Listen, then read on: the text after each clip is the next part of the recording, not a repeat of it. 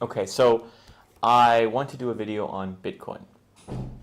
Uh, the way I see it, I've seen a lot of talk about how the government won't even try to stop Bitcoin. It's that it can already tell that there's nothing it can do. Cryptocurrencies, the government's already given up.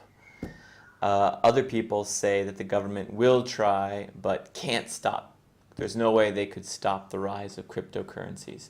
I disagree on both of those arguments. So let's start with the fact that the government will and must try to stop cryptocurrency. Now, I'm not taking a position here. I'm not trying to say that the government's right or that the proponents of Bitcoin are right. I'm just trying to look at it as a thought experiment.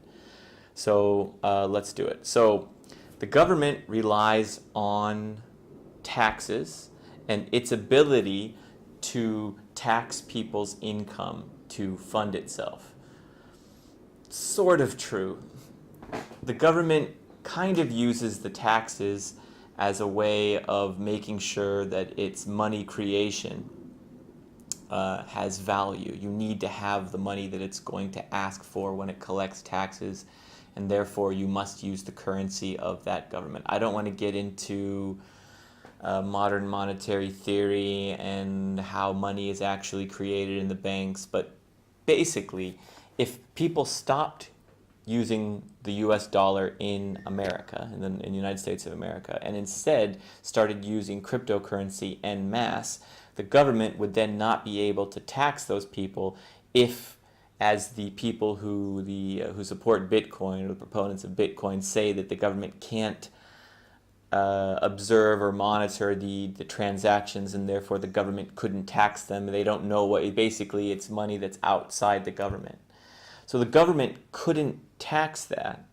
It couldn't force people to use the US dollar, and then therefore the government couldn't exist. They could print US dollars, but they couldn't use those to buy what they wanted, to use it to support the military, to build things, to do all the programs that they do. I'm not saying that this is good or bad. I'm just saying that they wouldn't be able to even exist as a government if everyone started using cryptocurrency. So they're not going to give up their monopoly on being able to create the currency and the ability to force that it's used. They're not just going to give up on that and say, well, if you want to use cryptocurrency, well, they're going to use cryptocurrency, and I guess there's nothing we can do. They are going to have to either try to stop cryptocurrency or to try to co-opt it and take control of it or monitor it. So because of that, I don't understand the argument that they're not going to try to stop it. Now, when I say the government, I'm talking about big governments that issue their own currencies and gain a whole bunch of power from that. So we're talking about China, Japan, the EU, Singapore, the United States of America, Canada, Brazil, any big nation. Are they going to go to try to stop or bring co-opt, take control of the cryptocurrency market? I don't think they can stamp it out, but let's talk about, hopefully I've made my argument that they will try to stop it. Let's try to talk about how they might do that. Okay, so first, their excuse to do that. Their excuse is going to be that these cryptocurrencies are being used for bad stuff. They're going to, probably be able to show how it's being used for drug money, terrorists, to get around sanctions, being used to sell child pornography, the fraud involved in the various pyramid schemes and the cryptocurrency, initial coin offerings and things. Tax evasion is going to be a huge one. They're going to try to say tax dodgers are all using this cryptocurrency stuff. So those are the reasons that they'll go after cryptocurrency. Now, the way that they're going to do it, it seems to me the easiest thing they would do would be first thing they would do would be try to attack the exchanges. I saw a proponent of cryptocurrency in an interview saying that that would probably be the way they'd go after it. But his take was the sooner they shut down the exchanges, the better. Cryptocurrency, Bitcoin doesn't need the exchanges. It's just going to keep going. And then the interviewer said, yeah, you know, in Los Angeles, down by the pier, there are like a couple dozen people who go there and exchange, it's like a Bitcoin club or whatever, and they exchange cryptocurrencies. Well, whoop-de-doo, I'm sure that those 24 people down at the pier will be able to soak up your $200,000 worth of cryptocurrency, yours and everyone else's. Once the exchanges go down, I'm sure you'll be able to go turn your cryptocurrency into some sort of hard asset or cash, whatever, fiat, whatever you want to do with it. I'm sure you'll be able to do that down there at the pier with the other 24 people. So the exchanges are needed because people who have cryptocurrency, they don't want the Bitcoin. They're going to want to buy something with that at some point. They're going to want to buy something with that. So they're going to need to get, so either they're going to need to get fiat to then take that and buy something, or they're going to need to use the cryptocurrency to buy something directly. Okay, so it's very easy for the government to say basically you can't use cryptocurrency for retail purchases. You can't go to the store and use it. They could just say that overnight. They could just say, listen, you can't accept Bitcoin. Sorry. So you want to go buy a new TV, you can't use Bitcoin because, as I said, it's terrorists and drugs, drug money and child porn and everything else. So you're not going to be able to do that. That would be very easy for them to do. I mean, like that, they could do that. And now you got your cryptocurrency. Now you're going to need to try to get cash and then take that cash to go buy something. You're going to need to do that at the exchanges.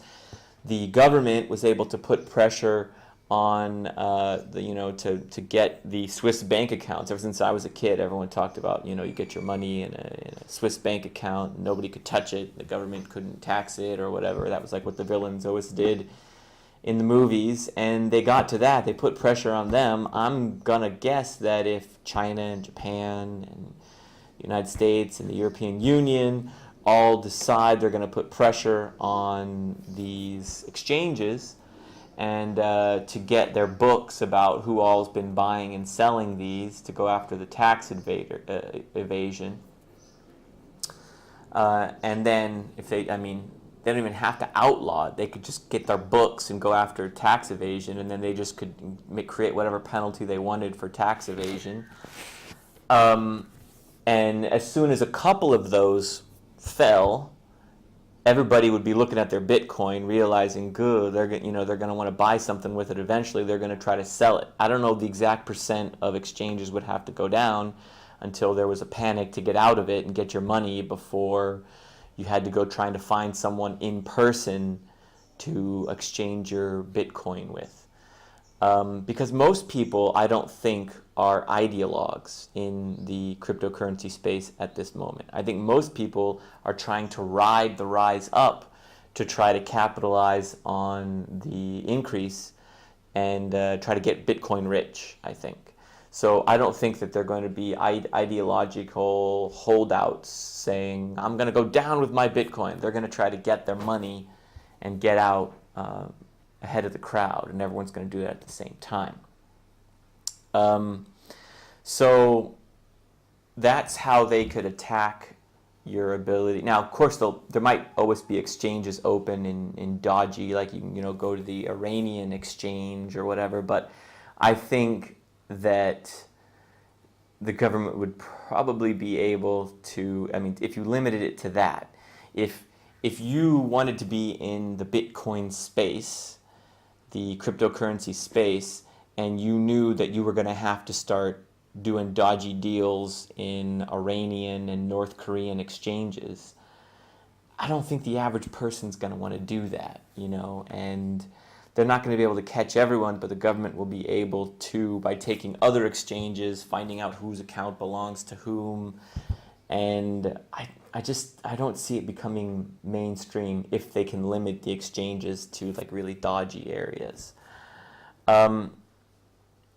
Okay, so there's that. Now, of course, if they're going to try to take out the current cryptocurrency, they're going to have their coin.gov, right? So they'll say, okay, well, coin.gov, now this is going, because it's all on a ledger. If everyone is using a registered account, then literally it's the tax collector's dream, because they can find out absolutely everything you do. If you pay the kid who mowed your lawn $10, there'll be a record of that, and you'll have to pay taxes. So you get a printout at the end of the year, and you'll have to pay taxes on it all. So that's in their interest.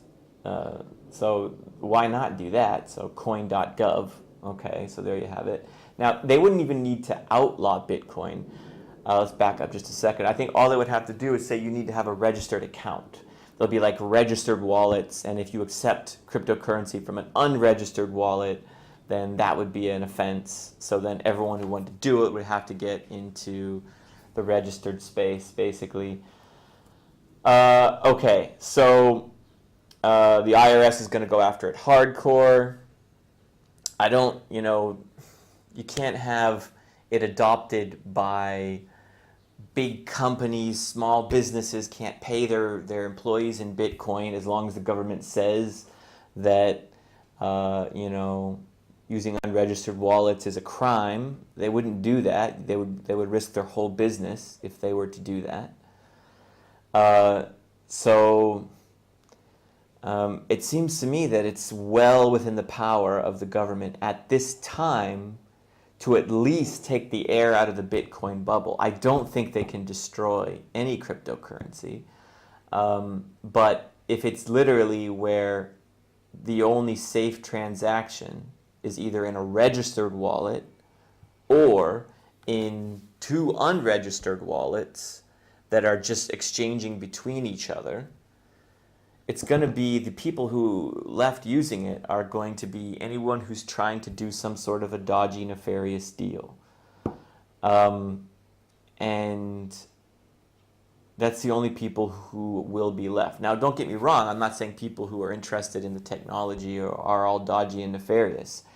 I'm not taking a position here in this video on whether or not it would be good to get rid of all the governments by destroying their ability to create fiat. And I'm just saying that if it came down to where the government is telling you that it's terrorists and child pornographers doing it, and there's serious, repercussions for using unregistered wallets, I think it's just people are going to shy away from it, and it's not going to be a huge thing. And, also a big thing here, the governments have way more guns than Bitcoin. So anything they want to enforce that I've been talking about here can be enforced at the barrel of a gun, and no one's going to say anything about it, especially because they've got also all these, pre-made excuses about stopping terrorism and child porn. So that's how I see it going down. Now, who knows? Maybe 20 years from now, 50 years from now, everyone will be using cryptocurrencies. The governments will have faltered and fell. But don't think for a second they're not going to try to stop Bitcoin. And don't think for a second that they can't stop point of purchase retail from unregistered wallets. And if your wallet's registered and taxable, then what's really the point? It's being sold as this like money outside the system, is how it's being hyped. And then just a side thing. Everywhere I look, there are ads talking about how to get rich on Bitcoin, showing some guy at a computer, and then in the next scene he's riding with two beautiful women in a sports car, and you can be next. So it just seems to me, also articles, I've read various articles and seen videos, lots of people saying that Bitcoin has nowhere to go but up at this point. You know, it can never go down. Cryptocurrencies are taking over now. The government can do nothing. I don't think that's true. And now also, if I made a mistake in this video, please tell me, where you think that I'm wrong in the video. But telling me you don't understand crypto is not an argument. Explain to me exactly why I don't understand and what I'm wrong about. Then please do that. I'm welcome, because I very well might be.